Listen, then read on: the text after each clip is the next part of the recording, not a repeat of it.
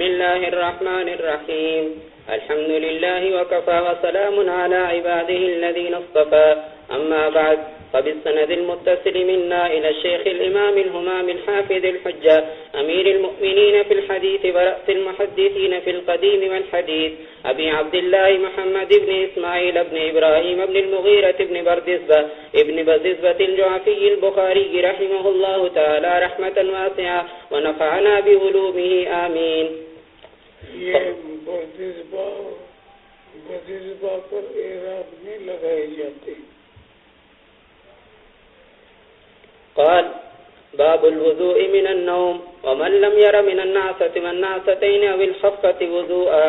وبه قال حدثنا عبد الله بن يوسف قال أخبرنا مالك عن هشام عن أبيه عن عائشة رضي الله تعالى عنها وعنهم أن رسول الله صلى الله تعالى عليه وسلم قال: إذا نعس أحدكم وهو يصلي فليرقد حتى يذهب عنه النوم، فإن أحدكم إذا صلى وهو ناعس لا يدري لعله يستغفر فيصب نفسه. وبه قال حدثنا أبو معمر قال حدثنا عبد الوارث قال حدثنا أيوب عن أبي قلابة عن أنس رضي الله تعالى عنه وعنهم عن النبي صلى الله عليه وسلم قال: إذا نعس في الصلاة فلينم حتى يعلم ما يقرأ. باب الوضوء من غير حدث. وبه قال حدثنا محمد بن يوسف قال حدثنا سفيان عن عمرو بن عامر قال سمعت أنس رضي الله تعالى عنه وعنهم قال وحدثنا مسدد قال حدثنا يحيى عن سفيان قال حدثني عمرو بن عامر عن أنس رضي الله تعالى عنه وعنهم قال: كان النبي صلى الله عليه وسلم يتوضأ عند كل صلاة. قلت: كيف كنتم تصنعون؟ قال: يجزي أحدنا الوضوء ما لم يحدث. وبه قال حدثنا خالد بن مخلد قال حدثنا سليمان قال حدثني يحيى بن سعيد قال أخبرني بشير بن يسار قال أخبرني سويد بن النعمان قال: خرجنا مع رسول الله صلى الله عليه وسلم عام خيبر حتى إذا كنا بالصهباء صلى لنا رسول الله صلى الله عليه وسلم العصر، فلما صلى دعا بالأطعمة فلم يؤت إلا بالسبيق، فأكلنا وشربنا ثم قام النبي صلى الله عليه وسلم إلى المغرب فمزمز ثم صلى لنا المغرب ولم يتوضأ. باب من الكبائر ألا يستتر من بوله. وبه قال حدثنا عثمان قال حدثنا جرير عن منصور عن مجاهد عن ابن عباس رضي الله تعالى عنهما وعنهم قال: مر النبي صلى الله عليه وسلم بحائط من حيتان المدينة أو مكة فسمع صوت إنسانين يعذبان في قبورهما، فقال النبي صلى الله عليه وسلم: يعذبان وما يعذبان في كبير. ثم قال: بلى، كان أحدهما لا يستتر من بوله وكان الآخر يمشي بالنميمة. ثم دعا بجريدة فكسرها كسرتين فوضع على كل قبر منهما كسرة، فقيل له: يا رسول الله، لم فعلت هذا؟ قال: لعله أن يخفف عنهما ما لم يلبسا. باب ما جاء في ما لم تيبسا. باب ما جاء في غسل البول. وقال النبي صلى الله عليه وسلم لصاحب القبر: كان لا يستتر من بوله ولم يذكر سوى بول الناس. وبه قال حدثنا يعقوب بن إبراهيم قال أخبرنا إسماعيل بن إبراهيم قال حدثني روح بن القاسم قال حدثني عطاء بن أبي ميمونة عن أنس بن مالك رضي الله تعالى عنه وعنهم قال: كان رسول الله صلى الله عليه وسلم إذا تبرز لحاجته أتيته بماء فيغسل به. باب. وبه قال حدثنا محمد بن المثنى قال حدثنا محمد بن خازم قال حدثنا الأعمش عن مجاهد عن طاووس عن ابن عباس رضي الله تعالى عنهما وعنهم قال: مر النبي صلى الله عليه وسلم بقبرين فقال: إنهما ليعذبان وما يعذبان في كبير، أما أحدهما فكان لا يستتر من البول وأما الآخر فكان يمشي بالنميمة. ثم أخذ جريدة رطبة فشقها نصفين فغرز في كل قبر واحدة. قالوا: يا رسول الله، لما فعلت هذا؟ قال: لعله يخفف عنهما ما لم ييبسا. قال ابن المثنى: وحدثنا بكي قال حدثنا الأعمش سمعت مجاهدا مثله. باب. ترك النبي صلى الله عليه وسلم الناس الأعرابي حتى فرغ من بوله في المسجد. وبه قال حدثنا موسى بن إسماعيل قال حدثنا همام قال حدثنا إسحاق عن أنس بن مالك رضي الله تعالى عنه وعنهم أن النبي صلى الله عليه وسلم رأى أعرابيا يبول في المسجد فقال دعوه حتى إذا فرغ دعا بماء فصبه عليه. باب صب الماء على البول في المسجد.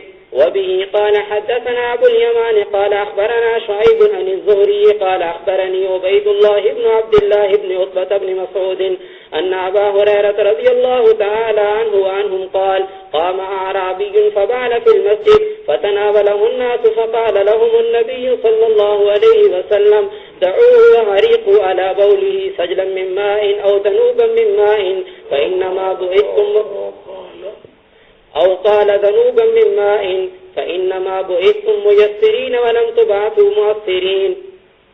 وبه قال حدثنا عبدان قال أخبرنا عبد الله قال أخبرنا يحيى بن سعيد قال سمعت أنس بن مالك رضي الله تعالى عنه وعنهم عن النبي صلى الله عليه وسلم قال وحدثنا خالد بن مخلد قال حدثنا سليمان عن يحيى بن سعيد قال سمعت أنس بن مالك رضي الله تعالى عنه وعنهم قال جاء أعرابي فبال في طائفة المسجد فزجره الناس فنهاهم النبي صلى الله عليه وسلم فلما قضى بوله أمر النبي صلى الله عليه وسلم بذنوب من ماء فأهريق عليه. باب بول الصبيان. وبه قال حدثنا عبد الله بن يوسف قال أخبرنا مالك عن هشام بن عروة عن أبيه عن عائشة أم المؤمنين رضي الله تعالى عنها وعنهم أنها قالت أتي رسول الله صلى الله عليه وسلم بصبي فبال على ثوبه فدعا بماء فأتبعه إياه. وبه قال حدثنا عبد الله بن يوسف قال أخبرنا مالك عن ابن شهاب عن عبيد الله بن عبد الله بن عتبة عن أم قيس بنت محصن رضي الله تعالى عنها وعنهم أنها أتت بابن لها صغير لم يأكل الطعام إلى رسول الله صلى الله عليه وسلم فأجلسه رسول الله صلى الله عليه وسلم في حجره فبال على ثوبه فدعا بماء فنزحه ولم يغسله. باب البول قائما وقاعدا. وبه قال حدثنا آدم قال حدثنا شعبة عن الأعمش عن أبي وائل عن حذيفة رضي الله تعالى عنه وعنهم قال أتى النبي صلى الله عليه وسلم سباتة قوم فبال قائما ثم دعا بماء فتوضأ. باب البول عند صاحبه والتستر بالحائط. وبه قال حدثنا عثمان بن أبي شيبة قال حدثنا جرير عن منصور عن أبي وائل عن حذيفة رضي الله تعالى عنه وعنهم قال رأيتني أنا والنبي صلى الله عليه وسلم نتماشى فأتى سباتة قوم خلف حائط فقام كما يقوم أحدكم فبال فانتبذت منه فأشار إلي فجئته فقمت عند عقبه حتى فرغ. باب البول عند سباتة قوم. وبه قال حدثنا محمد بن عرعرة قال حدثنا شعبة عن منصور عن أبي وائل قال كان أبو موسى الأشعري رضي الله تعالى عنه وعنهم يشدد في البول ويقول إن بني إسرائيل كان إذا أصاب ثوب أحدهم قرده فقال حذيفة ليته أمسك. أتى رسول الله صلى الله عليه وسلم سباتة قوم فبال قائما. باب غسل الدم. وبه قال حدثنا محمد بن المثنى قال حدثنا يحيى عن هشام قال حدثني فاطمة عن أسماء رضي الله تعالى عنها وعنهم قالت جاءت امرأة إلى النبي صلى الله عليه وسلم فقالت أرأيت إحدانا تحيض في ثوب كيف تصنع؟ قال تحته ثم تقرصه بالماء وتنزحه بالماء وتصلي فيه. وبه قال حدثنا محمد قال أخبرنا أبو معاوية قال حدثنا هشام بن عروة عن أبيه عن عائشة رضي الله تعالى عنها وعنهم قالت جاءت فاطمة بنت أبي حبيش إلى النبي صلى الله عليه وسلم فقالت يا رسول الله إني امرأة أستحاض فلا أطهر أفأدع الصلاة؟ فقال رسول الله صلى الله عليه وسلم لا، إنما ذلك إرق وليس بحيض، فإذا أقبلت حيضتك فدعي الصلاة، وإذا أدبرت فاغسلي عنك الدم ثم صلي. قال وقال أبي ثم توضئي لكل صلاة حتى يجيء ذلك الوقت. باب غسل المني وفركه وغسل ما يصيب من المرأة.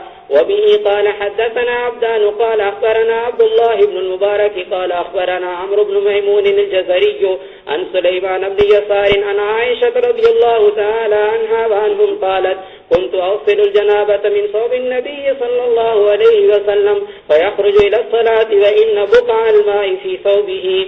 وبه قال حدثنا قتيبة قال حدثنا يزيد قال حدثنا عمرو عن سليمان بن يسار قال سمعت عائشة رضي الله تعالى عنها وعنهم قال وحدثنا مسدد قال حدثنا عبد الواحد قال حدثنا عمرو بن ميمون عن سليمان بن يسار قال سألت عائشة رضي الله تعالى عنها وعنهم عن المني يصيب الثوب فقالت كنت أغسل من ثوب رسول الله صلى الله عليه وسلم فيخرج إلى الصلاة وأثر الغسل في ثوبه بقع الماء. باب إذا غسل الجنابة أو غيرها فلم يذهب أثره. وبه قال حدثنا موسى بن إسماعيل قال حدثنا عبد الواحد قال حدثنا عمرو بن ميمون قال سمعت سليمان بن يسار رضي الله تعالى عنه وعنهم في الثوب تصيبه الجنابة قالت عائشة كنت أغسله من ثوب رسول الله صلى الله عليه وسلم ثم يخرج إلى الصلاة وأثر الغسل فيه بقع الماء. وبه قال حدثنا عمرو بن خالد قال حدثنا زهير قال حدثنا عمرو بن ميمون بن مهران عن سليمان بن يسار عن عائشة رضي الله تعالى عنها وعنهم أنها كانت تغسل المني من ثوب النبي صلى الله عليه وسلم ثم أراه فيه بقعة أو بقعا. باب أبوال الإبل والدواب والغنم ومرابدها. وصلى أبو موسى في دار البريد والسرقين والبرية إلى جنبه فقال ها هنا وثم سواء. وبه قال حدثنا سليمان بن حرب عن حماد بن زيد عن أيوب عن أبي قلابة عن أنس رضي الله تعالى عنه وعنهم قال قدم أناس من أكل أو قال أرينة فاجتووا المدينة فأمرهم النبي صلى الله عليه وسلم بلقاح وأن يشربوا من أبوالها وألبانها فانطلقوا فلما صحوا قتلوا رائي النبي صلى الله عليه وسلم واستاقوا النعمة فجاء الخبر في أول النهار فبعث في آثارهم فلما ارتفع النهار جيء بهم فأمر فقطع أيديهم وأرجلهم وسمرت أعينهم وألقوا في الحر ويستسقون فلا يسقون. قال أبو قلابة وهؤلاء سرقوا وقتلوا وكفروا بعد إيمانهم محاربوا الله ورسوله. وبه قال حدثنا آدم قال حدثنا شعبة قال أخبرنا أبو التياح عن أنس رضي الله تعالى عنه وعنهم قال كان النبي صلى الله عليه وسلم يصلي قبل أن يبنى المسجد في مرابد الغنم. باب ما يقع من النجاسات في السمن والماء. وقال الزهري لا بأس بالماء ما لم يغيره طعم أو ريح أو لون. وقال حماد لا بأس بريش الميتة. وقال الزهري في عظام الموتى نحو الفيل بغيره أدركت ناسا من سلف العلماء يمتشطون بها ويدهنون فيها لا يرون به بأسا. وقال ابن سيرين وإبراهيم لا بأس بتجارة العاجي.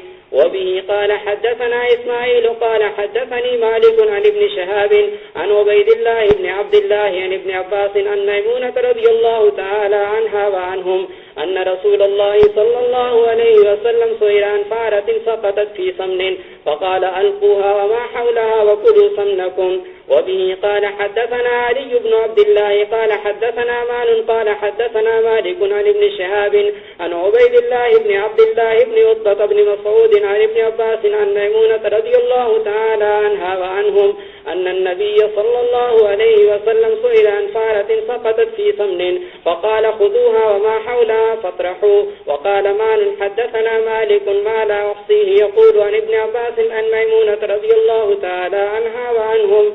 وبه قال حدثنا أحمد بن محمد قال أخبرنا عبد الله قال أخبرنا معمر عن حمام بن منبه عن أبي هريرة رضي الله تعالى عنه وعنهم عن النبي صلى الله عليه وسلم قال كل كلب يكلمه المسلم في سبيل الله يكون يوم القيامة كهيئتها استعنت تفجر دما اللون لون الدم والعرف عرف المسك. باب البول في الماء الدائم. وبه قال حدثنا أبو اليمان قال أخبرنا شعيب قال أخبرنا أبو الزناد أن عبد الرحمن بن هرمز الأعرج حدثه أنه سمع أبا هريرة رضي الله تعالى عنه وعنهم أنه سمع رسول الله صلى الله عليه وسلم يقول: نحن الآخرون السابقون. وبإسناده قال: لا يبولن أحدكم في الماء الدائم الذي لا يجري ثم يغتسل فيه. باب: إذا ألقي على ظهر المصلي قدر أو جيفة لم تفسد عليه صلاته.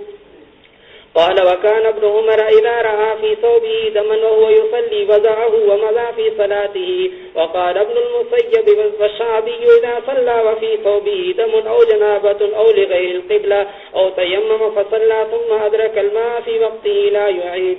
وبه قال: حدثنا عبدان قال: أخبرني أبي عن شعبة عن أبي إسحاق عن عمرو بن ميمون أن عبد الله رضي الله تعالى عنه وعنهم قال: بين رسول الله صلى الله عليه وسلم ساجد قال: وحدثني أحمد بن عثمان قال: حدثنا شريح بن مسلمة قال: حدثنا إبراهيم بن يوسف عن أبيه عن أبي إسحاق قال: حدثني عمرو بن ميمون أن عبد الله بن مسعود رضي الله تعالى عنه وعنهم حدثه أن النبي صلى الله عليه وسلم كان يصلي عند البيت وأبو جهل وأصحاب له جلوس، إذ قال بعضهم لبعض: أيكم يجيء بصلاة جزور بني فلان فيضعه على ظهر محمد إذا سجد؟